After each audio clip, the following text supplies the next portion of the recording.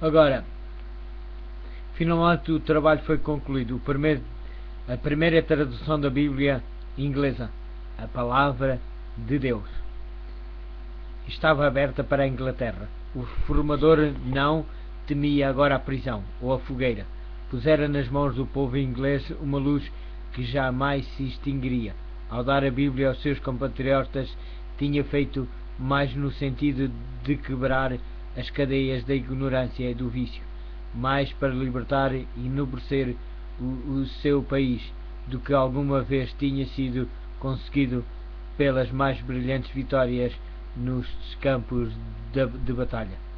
Como não se conhecia ainda a forma de imprimir, era unicamente através de um trabalho moroso e fatigante que se podiam multiplicar os exemplares da Bíblia.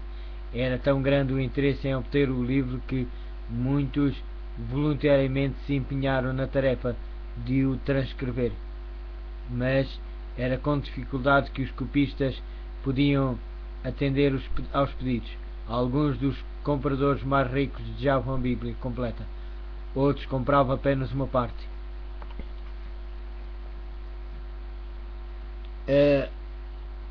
Em muitos casos, várias famílias uniam-se para comprar um exemplar. Assim, a Bíblia do Wycliffe rapidamente chegou aos lares do povo. O apelo para a razão humana despertou os homens da sua submissão passiva aos dogmas papais. Wycliffe ensinava agora as doutrinas distintivas do protestantismo, a salvação pela fé em Cristo e a infalibilidade só nas Escrituras. Os pregadores enviados espalhavam a Bíblia juntamente com os escritos do Reformador, e com o êxito tal que a nova fé foi aceita por quase metade do povo da Inglaterra. O apreciamento das Escrituras trouxe consternação às autoridades da Igreja.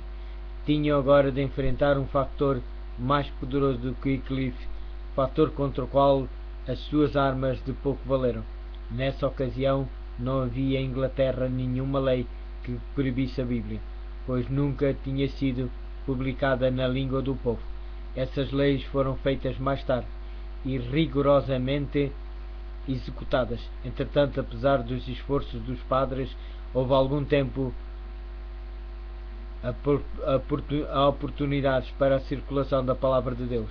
Novamente os chefes papais conspiraram para silenciar a voz do reformador. Foi chamada a julgamento perante 3 tribunais sucessivos, mas sem proveito.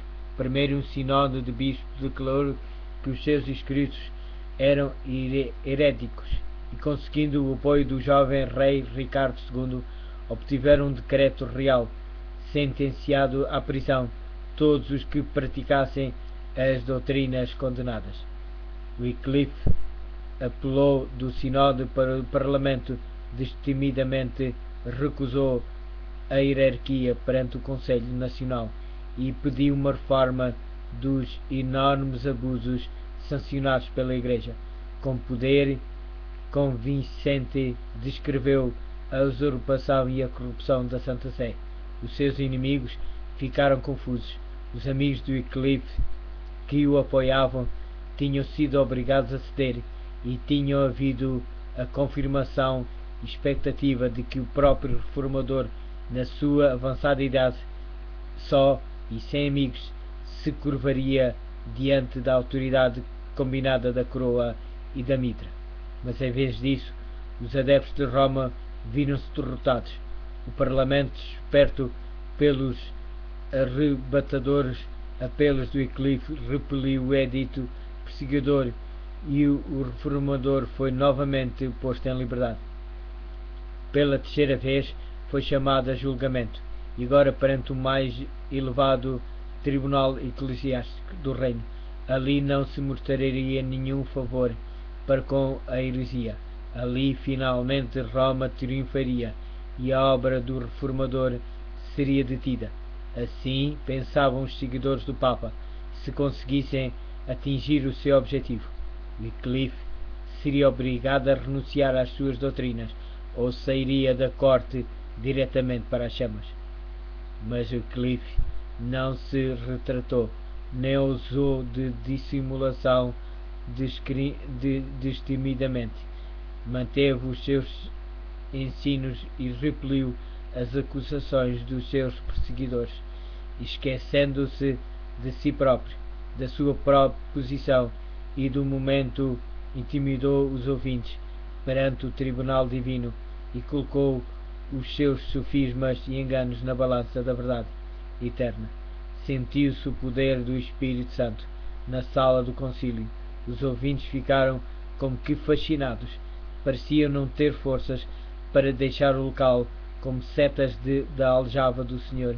As palavras do reformador penetraram na sua mente com um poder convincente, que fez voltar contra os acusadores a acusação de heresia que tinham lançado contra ele, porque perguntava ele, ousavam espalhar os seus erros por amor ao lucro, para fazerem da graça de Deus uma mercadoria.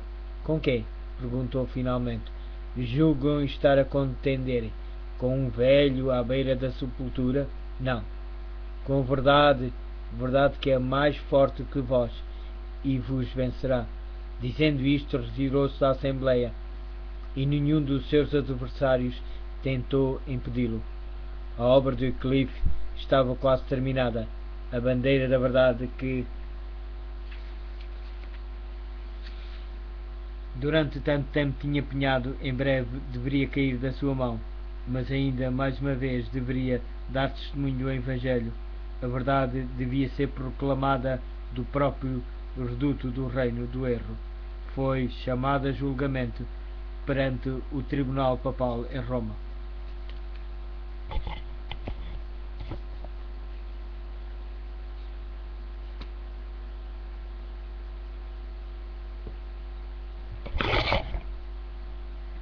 Bom,